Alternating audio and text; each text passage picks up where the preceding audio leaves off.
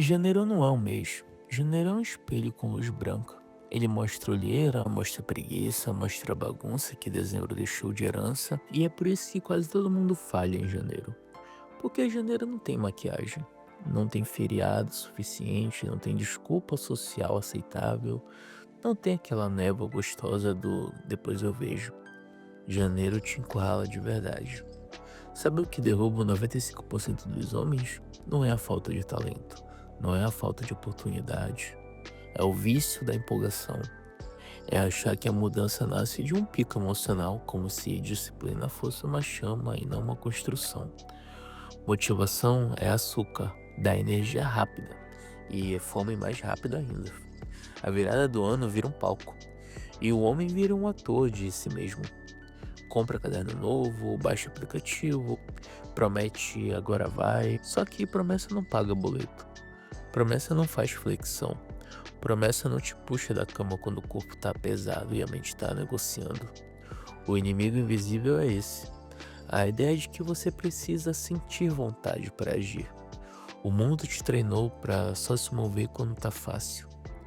Quando a playlist encaixa, quando o humor ajuda, quando alguém te elogia, quando a vida dá sinal verde. E janeiro faz o oposto. Ele te dá sinal vermelho.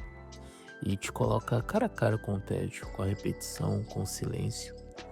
E aí você descobre uma coisa humilhante. Você não quer a meta. Você quer a sensação de estar indo atrás da meta. Querer parecer comprometido é mais confortável do que ser comprometido. E a parte que ninguém quer te contar é que janeiro não destrói seus planos. Ele revela a fragilidade deles. Se o seu projeto depende do clima, do ânimo e do aplauso, então ele não é um projeto. É só uma peça de teatro. A rotina é o alicerce que o ego odeia porque não dá curtida.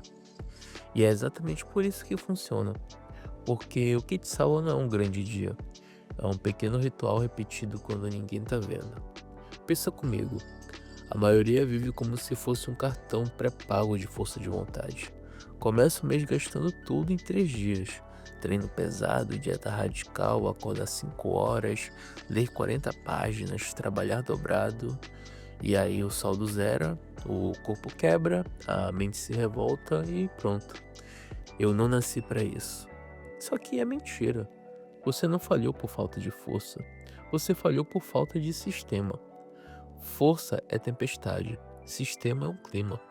E eu vou te dar um gancho que vai mudar o seu jogo. Não é sobre aguentar janeiro, é sobre entender o que janeiro tá tentando te ensinar. A vida não recompensa a intensidade, ela recompensa a consistência. Se você entende isso, você para de mendigar motivação e começa a fabricar padrão. E quando você fabrica um padrão, você deixa de ser refém do mês, do humor e da opinião. O homem medíocre reage, o homem forte decide. A ilusão do começo é uma das mentiras mais bem embaladas da vida moderna. Parece nobre, parece esperança, parece agora eu vi a luz, mas na prática é só uma forma elegante de adiar o que dói. Você coloca uma data no calendário e chama isso de transformação. Só que data não muda caráter. Ano novo não é reset, é continuação. E janeiro só escancara o que você já vinha repetindo desde sempre. Mas você deve se perguntar por que essa crença existe? Porque ela dá alívio imediato. É como abrir a geladeira e sentir um micro conforto só de olhar. Você ainda não comeu nada, mas o seu cérebro já recebeu uma dose de tá tudo sob controle. A promessa de recomeço é isso, um sedativo. Planejar vira substituto de fazer. E a cultura inteira empurra esse sedativo na sua boca. Retrospectivas, metas, novo eu, versão 2.0. Parece uma evolução, mas muitas vezes é só cosmético. E tem um detalhe cruel. O cérebro ama marcos artificiais. Tem até nome para isso na psicologia. A ideia de novo começo, ligado a datas, como se a virada de página apagasse o que estava escrito antes. Você sente que ganhou permissão para ser diferente. Só que essa permissão ela é imaginária. Se você precisa de uma data para agir, você está terceirizando a sua vontade. E toda vontade terceirizada vira frágil, porque depende de algo externo para existir. E a parte que pega no seu ego é que o recomeço é confortável porque preserva sua autoimagem.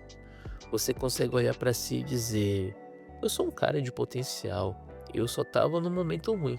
E talvez você realmente tenha um potencial, mas potencial não vale nada sem prova. Potencial é uma dívida que você faz com você mesmo. E quanto mais você repete ano que vem eu mudo, mais essa dívida cresce. E isso não é drama, é só uma matemática emocional. A história ajuda a entender.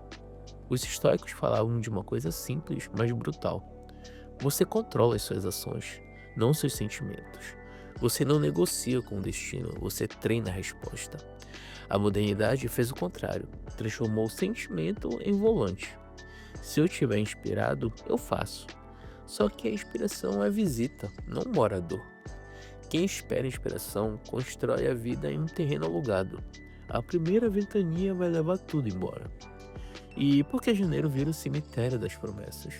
Porque o mundo real não respeita o seu ritual simbólico. O boleto chega dia 5, o cansaço chega dia 10, a rotina chega dia 15. E aí você entende que recomeçar é fácil quando é só uma ideia. Difícil mesmo é sustentar quando vira repetição. O preço da mudança é o tédio. E quase ninguém aceita pagar esse preço sem tentar pechinchar. Quer uma analogia mais simples ainda? Recomeço sem sistema é como pintar um carro com o motor fundido. Ele fica bonito por uma semana, até a primeira subida. A subida chega, sempre chega. E quando ela chega, o que te carrega não é empolgação, é a estrutura. Você não precisa de um recomeço, você precisa de um chão. Um conjunto pequeno de ações que acontecem mesmo quando você não acredita. Mesmo quando você não sente, mesmo quando você está irritado. O recomeço é uma desculpa socialmente aceita para continuar sendo a mesma pessoa. E eu sei que dói ler isso, mas eu tô te libertando. Porque se você parar de esperar o mês perfeito, o dia perfeito, o humor perfeito, você finalmente vira corajoso. Você vira aquele tipo de homem que não negocia com a própria promessa. E aí janeiro deixa de ser só um teste e vira só mais um mês que você faz o que você tem que fazer. O maior truque do ego não é te fazer desistir, é te fazer chamar a desistência de personalidade. Você não diz eu tô com medo, você diz eu sou assim mesmo. Você não diz eu não consigo sustentar desconforto, você diz eu funciono melhor sob pressão. Olha que bonito, olha que romântico. O ego adora uma desculpa com cara de identidade. Porque identidade não se discute. Identidade você respeita. E pronto. Você vira refém de uma narrativa que você mesmo escreveu. E é aí que o homem se sabota com um sorriso no rosto. Ele transforma a falta de constância em estilo de vida. Ah, eu sou intenso, sou 8 ou 80. Eu não nasci pra rotina. Traduzindo, ele quer o prêmio da disciplina sem pagar o preço da disciplina.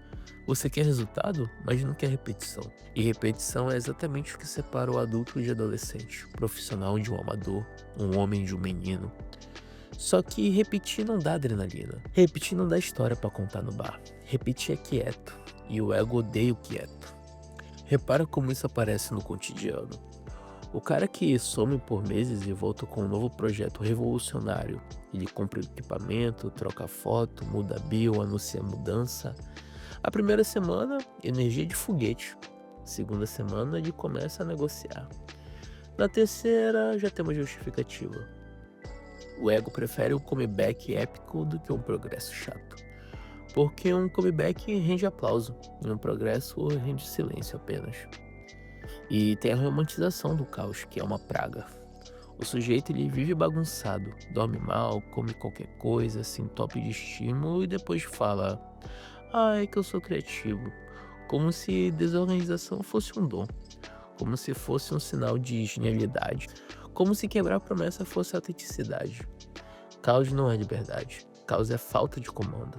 E falta de comando vira ansiedade disfarçada de vida agitada. Quer exemplos que todo mundo reconhece? Cara, a cultura pop tá lotada disso. O anti-herói que não segue regra. O cara brilhante que é autodestrutivo. O empreendedor que vive queimando tudo e chama isso de mentalidade. E a internet piora porque todo mundo posta o recorte do pico. Treino insano, rotina perfeita, acorda às 4 da manhã. E aí você tenta copiar a estética, não o fundamento. Você não quer a vida real, você quer o trailer. E o trailer é curto, editado sem a parte entediante onde o personagem faz o básico todo dia. Agora vem a parte delicada. Tem um prazer escondido em falhar, sim, porque falhar mantém aberta a porta do e se. E se eu tivesse levado a sério? E se eu tivesse começado antes? Enquanto você falha, você pode se imaginar gigante. Você preserva o mito. O ego prefere a fantasia do potencial ao risco da prova. Porque prova é perigosa. Prova pode mostrar que você é comum. E ser comum assusta mais do que ser ruim. Porque comum exige trabalho, não desculpa. E aí nasce uma armadilha que ela é muito, muito perigosa. Você começa a defender essas limitações como se fossem valores. Eu não me prendo a nada. Eu odeio compromisso. Eu não gosto de regra. E isso parece uma atitude, mas é só fuga. Quando você chama fraqueza de estilo, você fecha a saída. Porque agora mudar seria trair quem você é. E você percebe a armadilha? Você não está só desistindo de um hábito. Você está desistindo de uma versão melhor de você com um selo de coerência. A virada acontece quando você entende isso. Identidade não é o que você sente, é o que você repete. Você vira aquilo que você pratica, não aquilo que você promete. Se você pratica adiamento, você é um adiador. Se você pratica desculpa, você é um desculpador. Se você pratica presença, você é presente. Cara, isso dói, mas é simples. E simplicidade é ofensiva pro ego, porque corta a novela. Então, deixa eu te falar uma coisa que talvez fique na sua cabeça. Não é sobre quem eu sou, é sobre o que eu tolero. Você tolera desconforto ou tolera mediocridade? Você tolera o tédio do básico ou tolera a vergonha silenciosa de se trair? Porque no fim, todo homem escolhe um tipo de dor. A diferença é que uma dor te constrói e a outra te acostuma. Você não falha em janeiro porque não sabe o que fazer. Você falha porque você foge do que precisa sentir. E a fuga tem um mecanismo simples. Dopamina fácil. Celular, pornografia, comida, vídeo curto, conversa inútil, consumo sem fim. Não é que essas coisas sejam um mal em si. É que elas viram anestesia. E quando você vive anestesiado, você chama ausência de desconforto, de vida normal. Você está tentando curar um vazio com barulho. O problema é que a fuga não some com o problema. Ela só empurra ele. E tudo que você empurra volta maior, como um incêndio em um mato seco. Você pode fingir que não viu a fumaça, mas a conta vai chegar. Distração é dívida com juros. No começo parece barato. Ah, vou só assistir mais um vídeo, só hoje, só para relaxar. Depois você acorda e percebe que passou uma semana e a semana não voltou, e a energia também não. A autoestima então, ela foi dizimada. A parte cruel é que a fuga se disfarça de merecimento. Eu trabalhei muito, eu mereço, eu tô estressado, eu preciso disso. A vida já é difícil. Tudo isso pode ser verdade, mas o ponto é, você tá usando recompensa antes de construir. Você tá comendo a sobremesa como um prato principal. Prazer sem esforço treina seu cérebro a odiar esforço. E aí qualquer coisa que exija paciência vira tortura. Estudar, treinar, negociar com desconforto, dizer não, manter rotina. Você vira um adulto com tolerância emocional de criança. E é aqui que a bola de neve começa. Você foge porque tá cansado, só que a fuga te cansa. Dorme tarde, acorda quebrado, procrastina, fica com culpa, busca mais anestesia. A fuga é um loop que se alimenta da sua fraqueza. E quanto mais você entra nele, mais o seu cérebro aprende uma lição perigosa. Quando algo é difícil, eu fujo. E isso vira reflexo, e reflexo vira identidade. E aí você nem percebe mais, você só vive reagindo. Que é uma analogia inevitável. Juros compostos. Ninguém respeita juros compostos no começo porque ele é invisível. Você pega um empréstimo pequeno e pensa, eu dou um jeito. Mas só que meses depois você está trabalhando para pagar o passado. Com disciplina é igual. Quando você não faz o básico hoje, você está assinando um contrato com o seu eu do futuro. O futuro sempre cobra à vista. E ele não aceita desculpa. E a internet é uma máquina de fuga. Ela não quer te destruir por maldade, ela só lucra com a sua atenção. Você abre o feed e ele te dá um buffet infinito de estímulo, exatamente calibrado para você não parar. E aí você tenta se motivar assistindo conteúdo de produtividade, mas isso também vira fuga.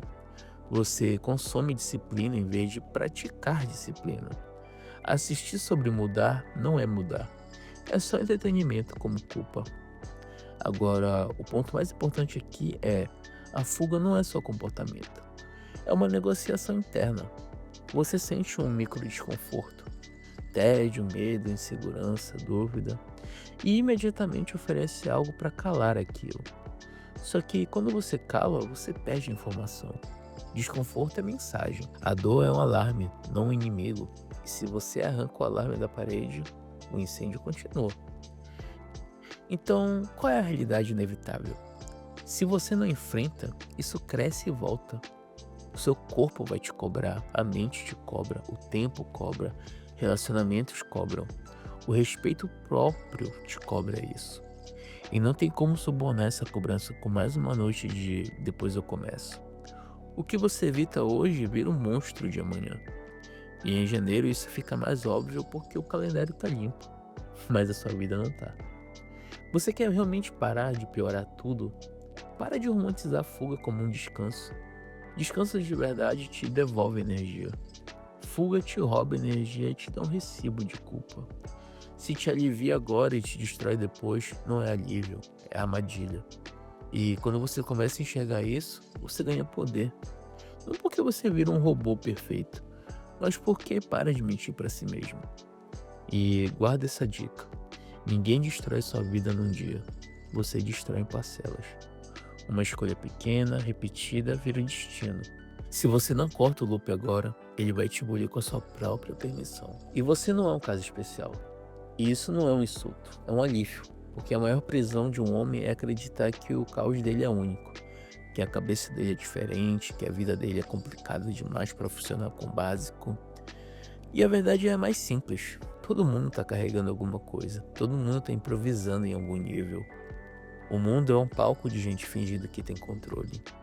E aí entra o tal do timing. O timing é o maior teatro que existe. Você espera o momento certo, como se a vida fosse te mandar um convite formal. Agora você pode ser disciplinado, agora você pode começar, agora você pode parar de se sabotar. Só que o momento certo é um mito confortável. Ele existe para você não ter que bancar a responsabilidade do agora. Esperar o timing perfeito é só medo com roupa social. Medo de falhar, medo de não ser bom, medo de descobrir que você não é tão especial quanto imaginava. E olha a crueldade. O caos não vai embora para você começar. Você começa dentro do caos. Você começa cansado, você começa com dúvida, você começa com pouco, você começa com a vida acontecendo. O "eu vou começar quando" é a frase que mata futuros. Porque sempre vai ter um quando novo. Sempre. Quando pagar a dívida, quando a rotina acalmar, quando o relacionamento estabilizar, quando o trabalho aliviar e o trabalho não alivia, a rotina não acalma, a vida não pede desculpa. Tem gente que acha que disciplina é uma vida organizada. Errado. Disciplina é uma âncora numa vida desorganizada. É você fazer o mínimo mesmo com a casa pegando fogo. Não o mínimo por preguiça, mas o mínimo que mantém a direção. Você não precisa de um dia perfeito, você precisa de um movimento real. Porque movimento real cria evidência e evidência cria fé. Não o contrário. Você não constrói confiança pensando, você constrói fazendo e vendo o que fez. A maioria dos homens quer controle total antes de agir. Quer ter certeza, quer ter clareza, quer ter motivação. E isso nunca vem primeiro. Clareza vem depois de andar. É igual neblina na estrada. Você não vê o caminho todo. Você vê 10 metros. E esses 10 metros são suficientes. Você só precisa enxergar o próximo passo. Só que o ego quer mapa completo para não se comprometer com nada. E é aqui que entra a perspectiva humana que ninguém gosta de admitir. O seu sentimento não é um oráculo. Ele é só clima. Ele muda, ele mente, ele exagera. Hoje você acha que tá acabado. Amanhã você tá rindo. Você não pode construir uma vida séria em cima de um sentimento passageiro. Quando você entende isso, você para de se identificar com a oscilação. Você começa a operar por decisão, não por emoção. Quer uma metáfora melhor ainda? A vida é como dirigir um carro velho na chuva. Você não controla a tempestade. Você controla o volante. Você não controla quem fecha você no trânsito. Você controla o freio. Você não controla o buraco na pista. Você controla a velocidade que você está dirigindo. Controle total é delírio. Direção é o poder. E direção é uma coisa que se faz no presente. Não amanhã, não segunda, não depois do carnaval. É agora. E o agora é cruel porque ele não te dá narrativa bonita. Ele te dá uma ação pequena. Te dá um treino de 20 minutos quando você queria 2 horas. Te dá um tempo de leitura de 5 páginas quando você queria devorar um livro. Te dá um não dito com a garganta apertada quando você queria ser aceito. O agora é simples e é por isso que ele funciona. O problema é que o ego odeia a simplicidade, porque a simplicidade não tem desculpa. Se você quer sair da mediocridade, você precisa parar de negociar com o calendário. Parar de usar o tempo como desculpa. Ano que vem é uma anestesia. Mês que vem é uma muleta. Semana que vem é uma fuga elegante. O futuro é o esconderijo preferido do homem covarde. E eu não tô falando de covardia de briga. Tô falando de covardia de encarar a própria promessa. A chamada é pro presente, porque é aqui que a vida acontece. E guarda isso como uma regra.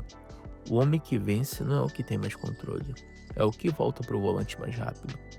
Saiu da sua rotina? Volta. Caiu? Volta pro lugar. Falhou ontem? Cara, volta pra sua rotina hoje. Sem drama, sem epopeia, sem punição teatral. Só retorna. Porque o retorno repetido vira caráter. E caráter, no fim, é a única coisa que te salva quando o time não colabora. A filosofia que te salva da mediocridade não é bonita. Ela não te dá uma frase para estampar a camiseta, ela não promete uma versão melhorada de você em 30 dias. Ela só te dá uma verdade simples, quase irritante. Parar de forçar e comece a atravessar. Forçar é tentar controlar o que você sente, e atravessar é agir apesar do que você sente. O homem medíocre ele tenta se consertar, o homem forte ele se sustenta. Você não vai resolver a ansiedade para depois viver. Você vive enquanto a ansiedade late. Você não vai curar a insegurança para depois se expor. Você se expõe com insegurança mesmo. A vida não espera você ficar pronto. Pronto é um lugar imaginário onde ninguém mora. E toda vez que você diz, quando eu estiver pronto, você está só pedindo mais tempo para continuar confortável. A paz não vem de eliminar desconforto. Agora aplica isso na sua vida. Você está tentando forçar uma imagem de um homem disciplinado, um homem imbatível, um homem sempre motivado. Só que essa imagem ela te quebra porque você começa a punir qualquer oscilação como se fosse falha moral. Atravessar é diferente, é você fazer o combinado, mesmo no dia ruim. É você não transformar um deslize em identidade. Você não precisa ser perfeito, você precisa ser fiel ao básico. E fiel ao básico é o que a maioria não consegue porque quer glamour, quer intensidade, quer história. A filosofia prática é quase uma engenharia. Diminua o atrito e aumente a repetição. Não é a mudança radical, é uma mudança possível. Você não está construindo um momento, você está construindo um padrão. Padrão é aquilo que você faz quando ninguém te aplaude. Quando o mundo está quieto, quando o feed está desligado, quando não tem plateia, é ali que você decide quem manda. Você ou seus impulsos. E aqui vai uma mini história que você conhece, mesmo que eu nunca tenha contado. Você promete que vai acordar cedo, que você vai treinar, que você vai estudar, trabalhar com foco. No dia seguinte, o despertador toca e você negocia, cara. Hoje não, amanhã eu começo. E você dorme mais. E depois passa o dia com um gosto amargo, né? Tentando compensar com café, com pressa, com culpa. A culpa te deixa irritado. Irritado, você busca mais fugas na tela do seu celular. E de novo o loop. Só que existe uma bifurcação minúscula nesse roteiro. O ponto de virada não é um grande ato, é um pequeno não. Um não pro botão soneca, um não pro vídeo, um não pro prazer fácil. Atravessar é suportar um minuto desconfortável que salva a sua semana. É você levantar mesmo sem vontade. É fazer o mínimo e permitir que a vontade venha depois. A ação precede a emoção, sempre. E quando você repete isso, você começa a sentir uma coisa rara: respeito próprio. Não autoestima inflada, não arrogância, mas respeito. A sensação de eu não me traio tão fácil. Respeito próprio é a moeda de quem não vende a promessa por conforto. E se você cair, você vai cair. Se você escorregar, você vai escorregar. A filosofia não é nunca cair, é nunca transformar queda em moradia. O fracasso não é cair, é se acomodar no chão. O homem medíocre ele dramatiza, eu estraguei tudo. E o homem forte ele recalibra as coisas. Eu volto agora. Sem chicote, sem novela, sem autopunição teatral. Só um retorno. Retorno repetido ele vira sua identidade. E identidade forte cria sua liberdade. Eu espero que esse vídeo tenha feito sentido pra você. Eu espero que esse vídeo ajude você a ter um janeiro e um ano melhor, a construir suas metas e alcançá-las. Eu vou ficando por aqui. Se você gostou desse vídeo, deixa o seu like, comenta alguma coisa aqui embaixo, se inscreve no canal e compartilha esse vídeo para alguém que gosta desse conteúdo assim como você. Vejo vocês no próximo vídeo. Até mais. Valeu.